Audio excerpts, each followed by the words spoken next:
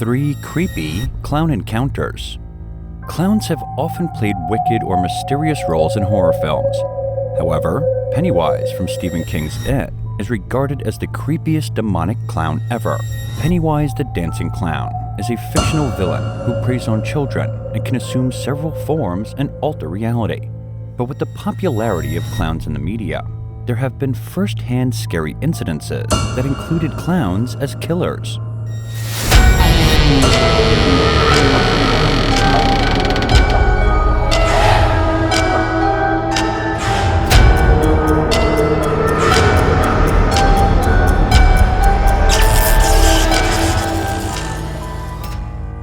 Hello and welcome back to the channel. In this video, I will share with you 3 clown encounters that will make you lose sleep at night. This incident happened when I was 12 years old. I remember every detail of that horrifying day to date. I was at an age that is enough to be aware of my surroundings and have a good sense of danger, but still around the age that attracts a certain selection of creeps. Back in the day, we used to live in a decently busy neighborhood.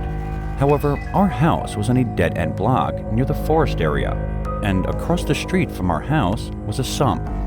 It was summer, and I did not have many activities, but I kept telling my mother about the mini carnival my friends and I were planning to go to on Saturday.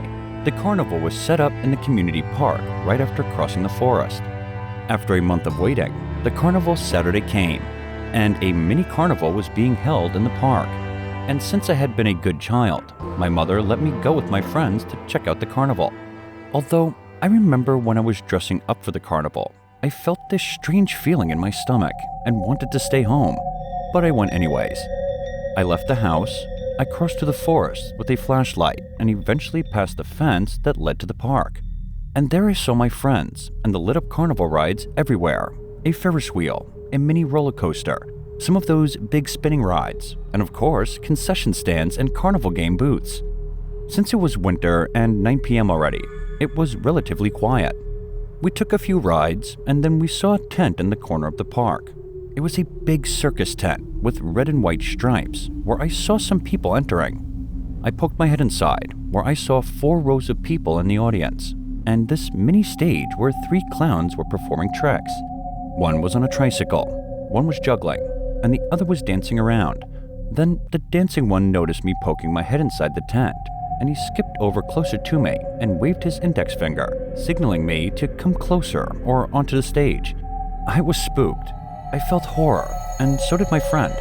We didn't understand why he was pointing his finger at us, but we knew we had to leave. I walked away and thought it's been late. We should head home. My friend came with his sister, so they headed home, and I made my way toward the woods again. I was near the fence when I heard a noise, shush, come from behind me. At first, I thought it must be my mind, so I kept walking. But after 2 minutes, I felt this strange feeling that something was behind me, and I heard that sound again. This time, I turned around, and I was terrified.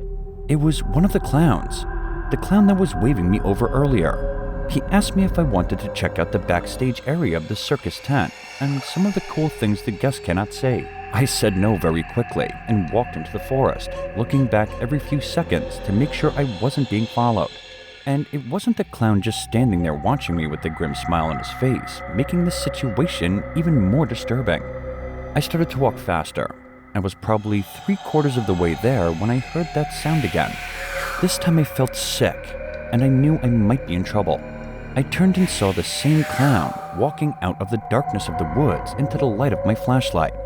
I asked him that, "Hey, thank you for the offer, sir, but I don't want to see the backstage area." But he, with a grim smile, kept walking in my direction. I started taking back steps, and all I wanted was to run back home, but I was a few minutes away. I shouted, "Leave me alone," and he stopped right there. But all of a sudden, his smile changed into a horrible laugh, and he marched toward me. I threw the flashlight at him and ran in the direction of my house. I kept running, and for a second, he was close to me, and he almost had me. His laughs kept getting louder, and I was scared and screaming at my lungs. I heard him close behind me until the road was visible, and there was this car with a few senior year boys from my school who saw me, and I ran into them. The boys were shocked to see me in that condition. I turned around and pointed toward the forest. The boys ran there with their flashlights, but there was nothing. They took me home, and I breathed as if I just ran a marathon when I got there. My mom was, of course, concerned. I still didn't want to tell her what happened, so I lied and I said I jogged the whole way back. After that, I never saw that clown again.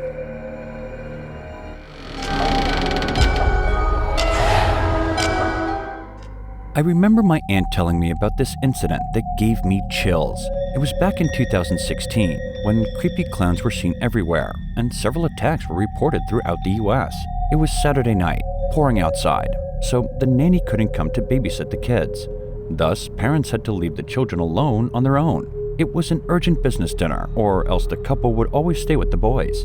A sign reading "Caution, be wary of 2 clowns" was posted on a tree trunk. Fearful after seeing the warning, the lads quickly retreated to their room. They said hushedly, "We can't go in there with that idiot." Their parents had been gone for hours. There was a sudden knock, knock, knock at the door. The boys checked what was going on outdoors and encountered a terrifying clown. The clown wore a striped red and white shirt. His grin extended from one ear to the other. The tip of his round nose was bright crimson with blood. The boys were too frightened to answer the knock, so they fled into their bedroom upstairs, hiding behind a mountain of clothes in their closet. However, the clowns were becoming impatient and somehow managed to open the door and entered since they knew the kids were alone. The clown came inside and climbed the stairs to the boys' room and started calling out, "I got candy." The second clown said, "Do you want to see a trick? Come out wherever you are." The clowns made a mess in the room, broke things, and checked everywhere but the closet. The first clown opened the closet, but he did not find the boys that were hidden beneath all those clothes. The clown went looking for the kids throughout the home, including the garage, but couldn't locate them. After sweeping the house, the clowns decided to double-check one of the bedrooms. He went to the closet and began methodically taking clothing items out. Soon after, he noticed some hair and let out a disturbing "ha ha ha" before putting both hands in the air and declaring, "I've got the children." The 2 clowns grabbed the hair and pulled only to find it was a doll.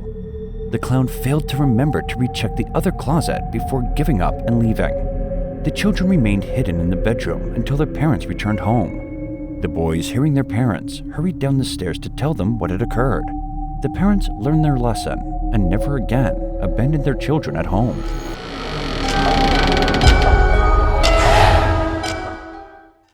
Well, I thought clowns were generally scary since the day I learned about John Wayne Gacy, a friendly man who was a serial killer and famously known with his name of Pogo the Clown.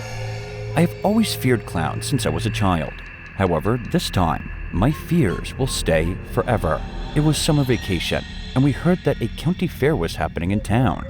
On a cold night of October during my parents' vacation break, my sister and brother were out for the night. It was my friend and me, Brian, who came over that we could walk to the fair a couple of blocks away, so he did. We walked to the fair, which happened to be in a big empty parking lot. We walked around for a little while and played some of the carnival games. Then, after roaming around for a couple of minutes, we ran into a clown. He didn't speak, he just smiled, bopped around, made silly hand motions. He resembled more of a mime than a clown.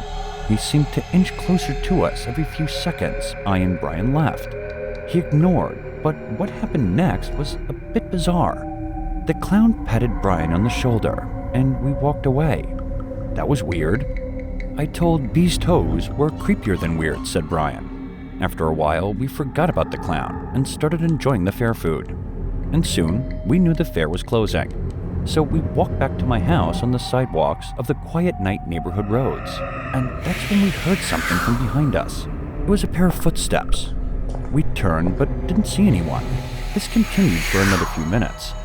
Brian said he was freaked out and was going to go home, but I convinced him to stay with me and hang out at my place. Honestly, because I was scared. Throughout the way, we could hear somebody calling us, "Oh boys." And then, as we turned around, there was nobody. As we were about to reach home, just a street away, we heard a scathing laugh.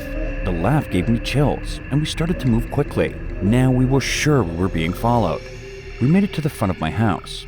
I dug through my pocket and took out my keychain. and started looking for the right key out of the three in the dark. That's when Brian nudged me to turn around. A clown was hiding in the next door neighbor's bushes.